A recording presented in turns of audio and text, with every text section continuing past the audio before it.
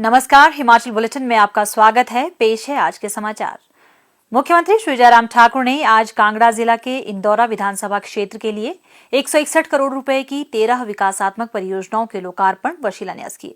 इसके उपरांत इंदौरा में एक विशाल जनसभा को संबोधित करते हुए उन्होंने इंदौरा में अग्निशमन उपकेंद्र खोलने, सुग भटोली में प्राथमिक स्वास्थ्य केंद्र खोलने, प्राथमिक स्वास्थ्य केंद्र बडूखर को सामुदायिक स्वास्थ्य केंद्र में स्तरोन्नत करने, सनियाल और सूरजपुर में आयुर्वेदिक औषधालय खोलने, राजकीय प्राथमिक पाठशाला बडूखर को राजकीय माध्यमिक पाठशाला में स्तरोन्नत करने, राजकीय माध्यमिक पाठशाला राजखास को राजकीय उच्च पाठशाला तथा राजकीय उच्च पाठशाला गगवाल और सहोदा को राजकीय वरिष्ठ माध्यमिक पाठशालाओं में स्तरोन्नत करने, राजकीय औद्योगिक प्रशिक्षण संस्थान गंगथ में 2 नए ट्रेड शुरू करने, पशु अस्पताल इंदौरा को पॉलीक्लिनिक में स्तरोन्नत करने तथा पशु औषधालय कंदरौड़ी को पशु अस्पताल में स्तरोन्नत करने की घोषणाएं की।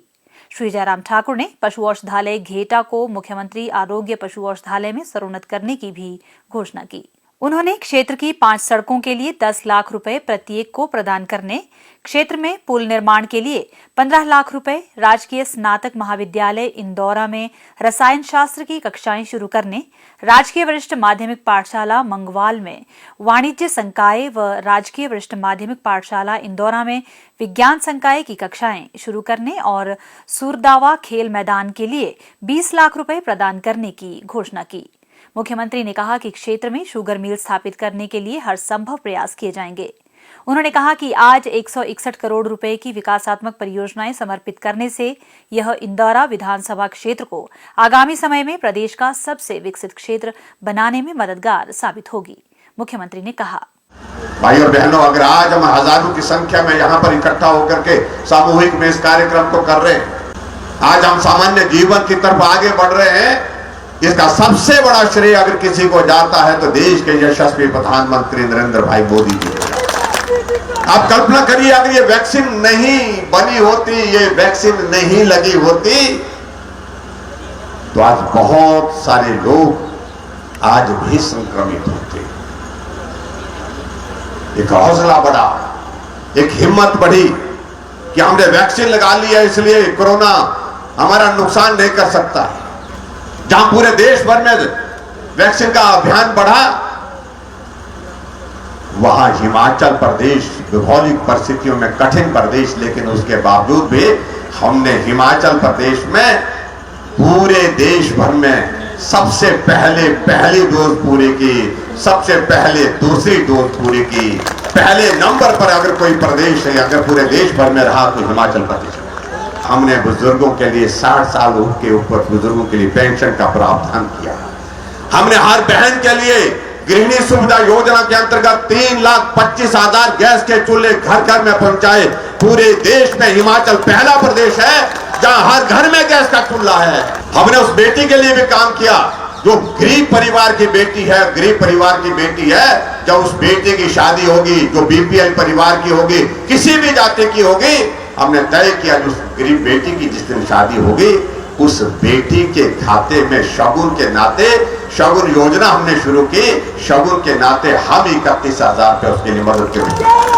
हमने उस नौजवान की चिंता की जो रोजगार की तलाश में दर दर भटक रहा है। हमने कहा अगर सरकारी क्षेत्र में नौकरी नहीं मिलती तो अपने पांव पर खड़े होने के लिए रास्ता तलाशिए, हम आपको मदद करना चाह रहे हैं। हमने मुख्यमंत्री स्वावलंबन योजना की शुरुआत की और मुख्यमंत्री स्वावलंबन योजना के अंतर्गत मुझे इस बात की प्रसन्नता है कि हिमाचल के नौजवानों ने उसको स्वीकार किया। 1 करोड़ रुपए हम उस नौजवान को देने के लिए तैयार रहते हैं। अगर बेटी करेगी, कोई महिला करेगी, उसको 35% सब्सिडी दे रहे हैं। अगर पुरुष कर रहा है, नौजवान कर रहा है, तो उसके लिए हम 25% सब्सिडी के प्रावधान के साथ आगे बढ़े। और मुझे इस बात की खुशी है अभी तक हिमाचल प्रदेश में लगभग 100 करोड़ हम इस पर खर्च कर चुके। 15 अप्रैल को हिमाचल दिवस के अवसर पर हमने हिमाचल प्रदेश में जो ऐसे लोग हैं तो थोड़ा जो गरीबी रेखा के करीब हैं, जिनको मदद करने की जरूरत है, उनको मदद करने की दृष्टि से हमने हिमाचल प्रदेश में 125 यूनिट फ्री ऑफ कॉस्ट देने का। कुछ लोग कहने लगे कि आप हिमाचल प्रदेश के लोगों को मुफ्तखोर बना रहे, ये सब ठीक नहीं है।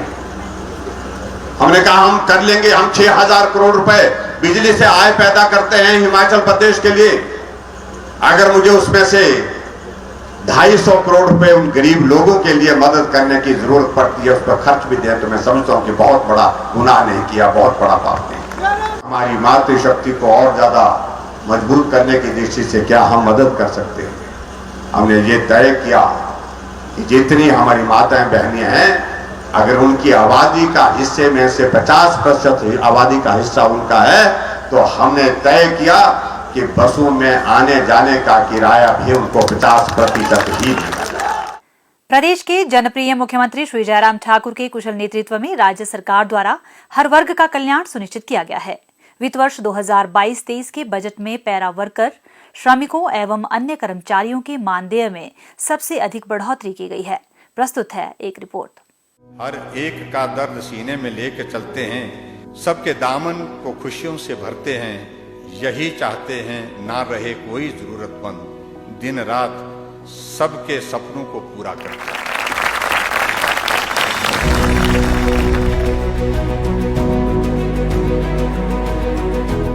सबका साथ, सबका विकास और सबका विश्वास, प्रधानमंत्री नरेंद्र मोदी का यह संकल्प मुख्यमंत्री जयराम ठाकुर की पूरी कार्यशैली का आधार है।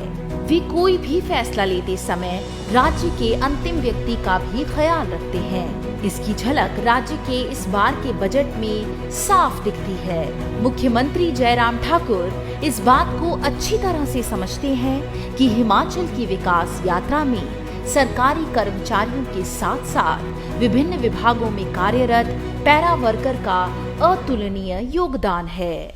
सरकार ने बजट में इन सभी कर्मचारियों के मानदेय में बड़ी बढ़ोतरी की है। आंगनवाड़ी कार्यकर्ताओं को 1,700 रुपए की बढ़ोतरी के साथ अब 9,000 रुपए प्रति माह मानदेय मिलेगा। वर्तमान सरकार के कार्यकाल में इनके मानदेय में कुल 4,550 रुपए की प्रति माह वृद्धि की गई। मिनी आंगनवाड़ी कार्यकर्ताओं का मानदेय 900 रुपए बढ़ाकर 6100 रुपए किया गया है। जयराम के कार्यकाल में इनका मानदेय 3100 रुपए बढ़ाया गया है। आंगनवाड़ी सहायिकाओं की बात करें तो इनका मानदेय 900 रुपए बढ़ाकर 4700 रुपए किया गया है। पिछले 4 साल में इसमें 2600 रुपए की वृद्धि की गई है। सरकार की स्वास्थ्य योजनाओं का लाभ दूर दराज के क्षेत्रों में जन जन तक पहुंचाने में आशा वर्करों का अहम योगदान होता है।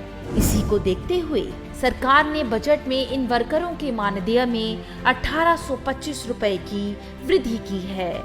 अब आशा वर्करों को हर माह 4700 रुपए मानदेय मिलेगा। वर्तमान सरकार के कार्यकाल में इस मानदेय में 3700 रुपए की बढ़ोतरी की गई है। आशा वर्करों को केंद्रीय अंशदान और प्रोत्साहन भी दिए जाएंगे। महिला सशक्तिकरण की दृष्टि से बजट में सिलाई अध्यापिकाओं का मानदेय 900 रुपए बढ़ाकर 7,950 रुपए प्रति माह किया गया है।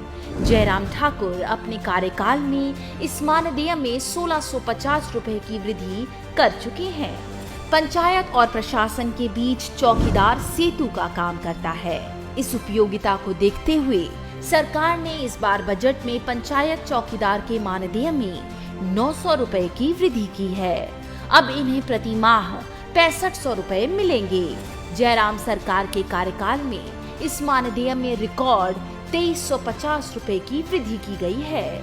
मुख्यमंत्री जयराम ठाकुर ने बजट भाषण में चौकीदारों की सेवाओं से संबंधित एक स्पष्ट नीति बनाने का ऐलान किया है। इससे पूर्व राज्य में किसी भी सरकार ने पैरा वर्कर्स के कल्याण पर खास ध्यान नहीं दिया था, लेकिन जयराम ठाकुर राज्य के हर एक व्यक्ति का ख्याल रख रहे हैं। जयराम सरकार, सबकी सरकार। हिमाचल बुलेटिन देखने के लिए सब्सक्राइब करें YouTube channel IPR Himachal, follow करें ट्विटर @DPRHP, लाइक करें Facebook page information and public relations department Himachal Pradesh, visit करें वेबसाइट www.himachalpr.gov.in। इस अंक में इतना ही। कल फिर होगी मुलाकात। दीजिए इजाजत। नमस्कार।